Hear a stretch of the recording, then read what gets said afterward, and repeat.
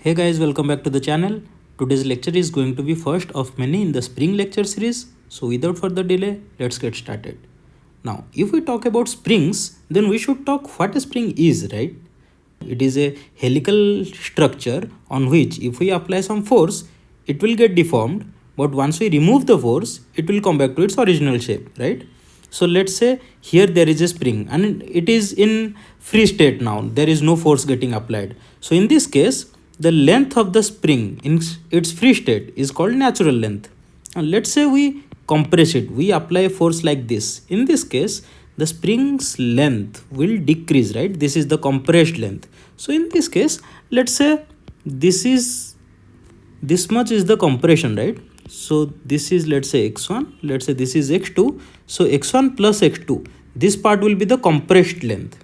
Similarly, if we apply force outward, like this, in that case the spring will get extended, and this length right here, let's say we name that this point is x1 dash, this is x2 dash, then x1 dash plus x2 dash, this will be the extended length, right?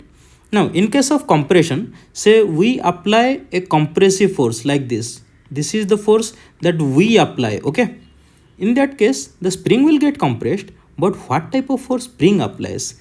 The spring pushes it. It tries to come back to its original shape, right? So it tries to push us. Let's say we are pressing it with our hands. So it is basically pressing, the spring is pressing our hands to go outside.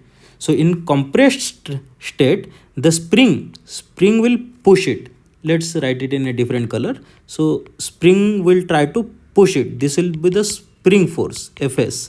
Similarly, in case of extended state, the spring will try to drag us inward.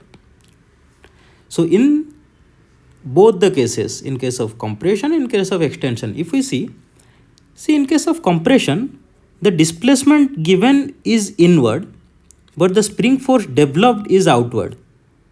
In case of extension, the displacement given is outward, but the spring force developed is inward. And what is the relation between this F and S? This X, the extension or compression, and this force, spring force. That expression, that relation is given from Hooke's law. Now, Hooke's law says that force is proportional to the change in length of spring. That means if we apply a force F gets an extension of, let's say, X, in that case F is proportional to X, or we can write F equals to Kx. But X and F, they are in opposite in direction, right? So that's why we put a minus sign. So spring force formula we get as Fs equals to minus of Kx. This is the relation for spring force.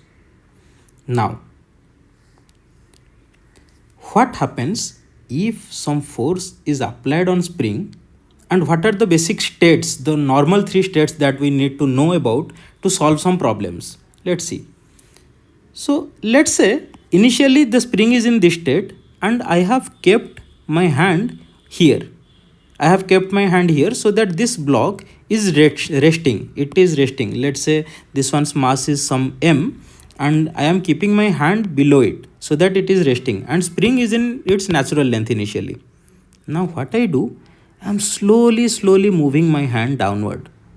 Now think, if this block is in equilibrium right now, let's copy it and draw the free body diagram. So if the block is in equilibrium, see, downward force will be mg. Because of my hand, there will be a upward normal force, and because of spring there will be a spring force, Fs, right? Now think, as the spring is in its natural length, the spring force, which is equals to Kx, I am omitting minus sign because minus sign is just because of direction. It is giving the relation between x and f, the direction of x and f. So here the spring is already in natural length, so x value is 0, right? So our mg and n, they balance each other and the block is at rest. Now if I move my hand further downward, let's say it is somewhere here, my hand is somewhere here and the ball is resting at this position. That means the spring has extended a bit let's say that extension is x dash. In that case, in the same ball, if we let's draw it another position, let's say it is somewhere here, that is position 2. So in case of position 2, we are drawing the free body diagram. Now in this case again there will be spring force, that will be k x dash, normal, let's say normal is n dash, and there will be mg. But I am moving my hand very slowly, right? That means we can say the velocity is 0. And as it doesn't have any acceleration, that means the net force on the block is 0. That implies this kx dash and n dash together, they balance the mg part, right? So even if the kx dash is increasing as the extension is increasing, so x dash value is increasing, that means spring force is increasing. But n dash, normal, it is decreasing, and together they are balancing mg. And if I keep moving my hand downward like that, if I keep moving it downward slowly, at one point the block stops. It doesn't move with my hand, means my hand will move down, but the block will stay here. Now, at what position will this happen? So we saw that gradually this kx dash is increasing and n dash is decreasing. When the ball will lose contact with our hand, that means this normal will be 0. So this kx dash and mg, they will balance each other, right? So if they will balance each other, that means at this position, if we say this as mean position or equilibrium position, in this mean position, look, upward force, let's say this is k x dash, and downward force, let's say it k double dash, and downward force is mg. Now as they are same, because they balance each other, k x double dash is equals to mg, or x double dash we get as mg by k. So this is the extension we got.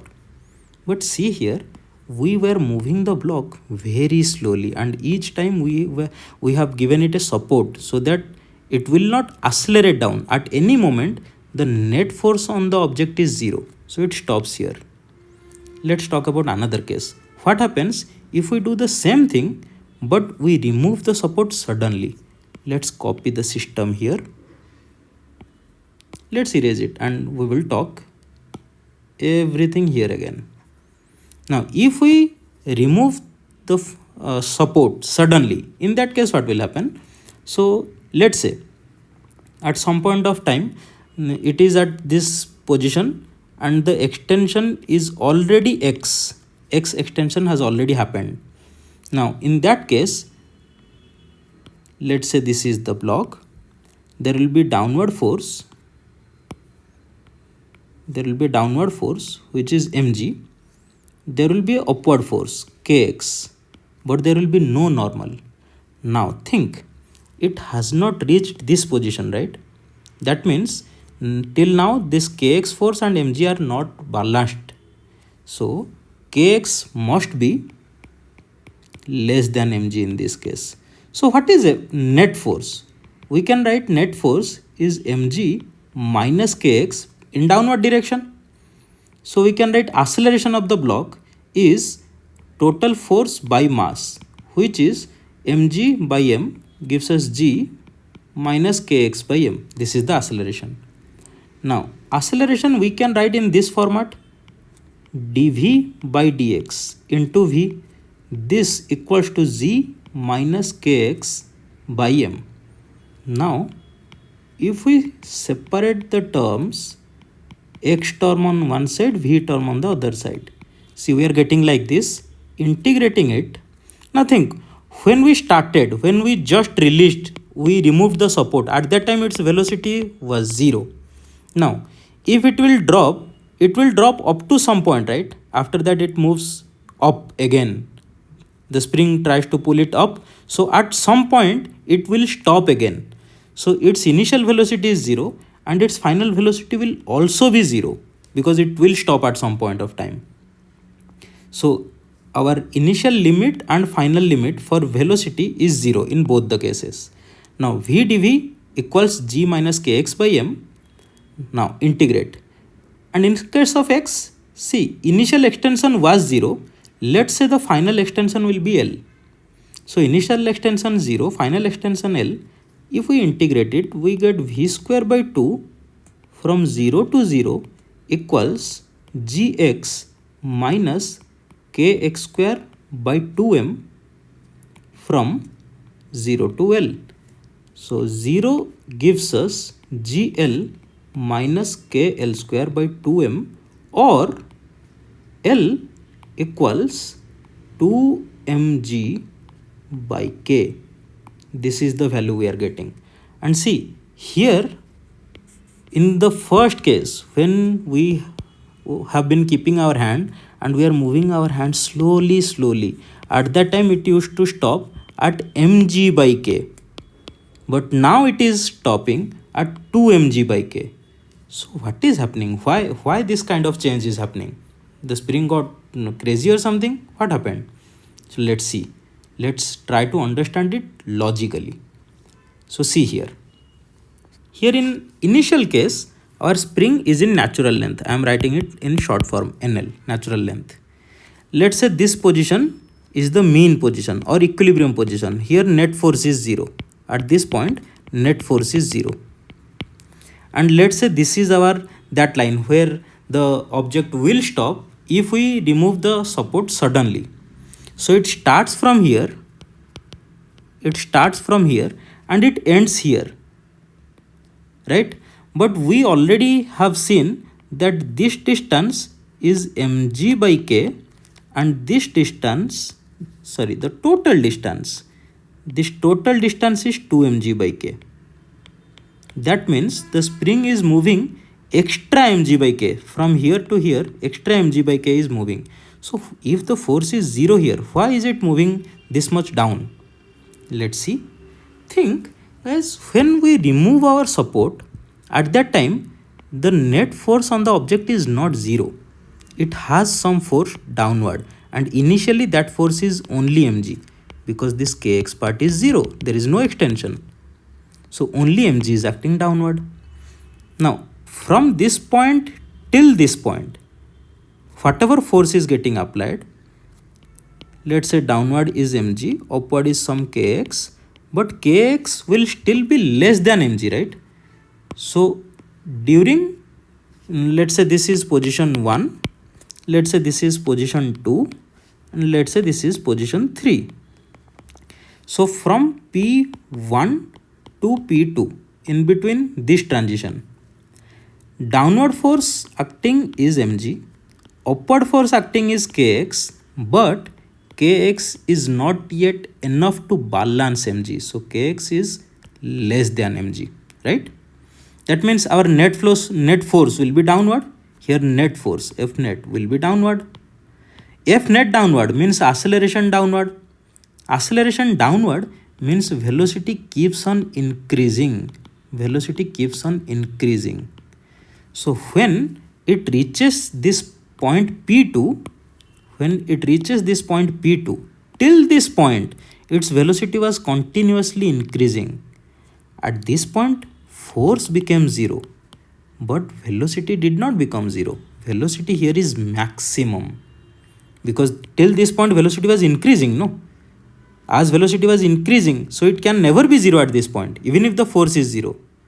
Now, because of inertia, the particle doesn't stop here. Even if the force stopped acting, the particle does not stop here. It's like if you are running and suddenly someone asks you to stop, you cannot stop suddenly. You will run along your path and you will stop after some distance. Because of your inertia, you cannot stop suddenly. If you want to stop, then you will fall, right? Same thing will happen here. So the object will move downward, and because of inertia, it will still keep on moving downward. It won't stop here even if the force is 0.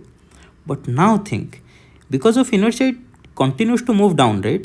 So when it reaches somewhere here, at this point of time, kx now is more than mg. So if we talk between position 2 to position 3, in between this region, what happens? That upward kx is acting, downward mg is acting, but here kx is greater than mg. So that means fnet now is upward. Now fnet is upward, that means acceleration is upward but velocity is downward. Acceleration upward, velocity downward means the object is decelerating. So from here onwards speed starts decreasing and the point somewhere it stops, and in the previous problem we saw where it stops, right? So this is the end of this lecture. From next lecture onwards we will start solving some problems.